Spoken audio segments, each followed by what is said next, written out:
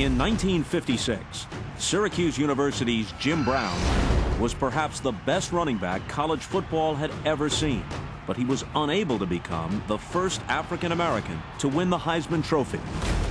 Some said if Brown couldn't do it, it might never happen.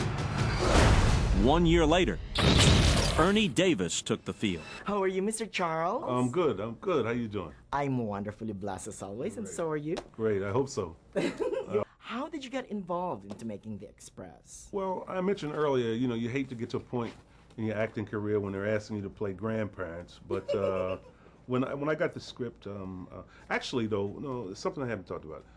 I got the script maybe about 5 years ago. Wow. As a potential director for it, but the script was not in kind of great shape, Right.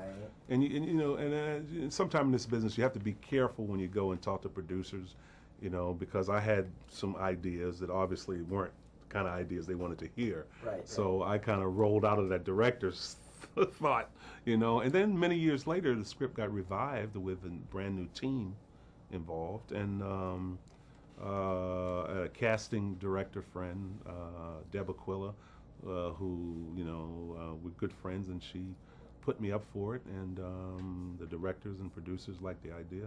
I got the script, and everything was on the page, I knew I could have some fun with this role, because it was very well written. I want to apologize for him. You ain't got to apologize for me, Don't you start it tonight, Will. Guys! Don't start it tonight. Whoa. Relax. You're both right.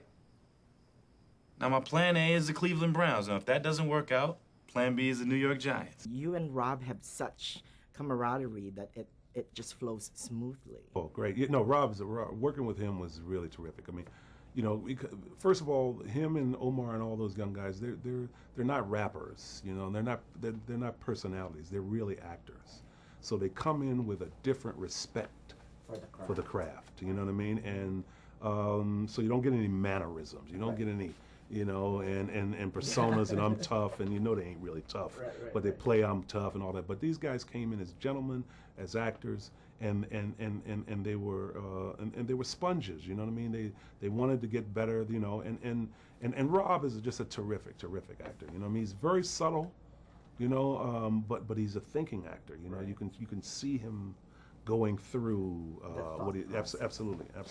Well, a little bit of everything. Math, basic literature. We're on the football team. And that. Oh. I don't really know too much about football. Neither does he. Well, I read the book about Ernie after I finished the film. I knew of Ernie Davis. I was around a long time to know of Ernie Davis. I don't remember the championship game in '59, but I do remember when he was drafted by the Cleveland Browns, and I do remember when he died. And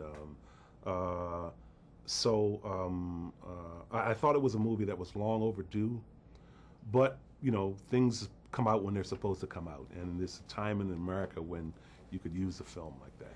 I'm not a big football fan, but it's not all about a football movie, Exactly. Yeah. For me, it's about this guy who barely could express himself when he was a child, and he was able to express himself in the field.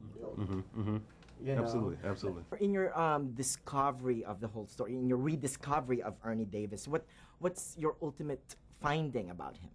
Well, to endure what he did without rancor, without anger, without militancy, without confrontation, it's because that's not me by a long shot, So I had a newfound respect for that, because a lot of the things he went through in the film I've experienced in my own personal life as a kid in the '50s and early '60s, So I had a respect for that kind of endurance. Right. The same way you have for Martin Luther King. Exactly. So it was refreshing, and to get to know all of the real people, his family and the players, and hear them talking about him, that he was taken away much too early. Thank you so much. Thank you. Don't you let anyone steal history away from you.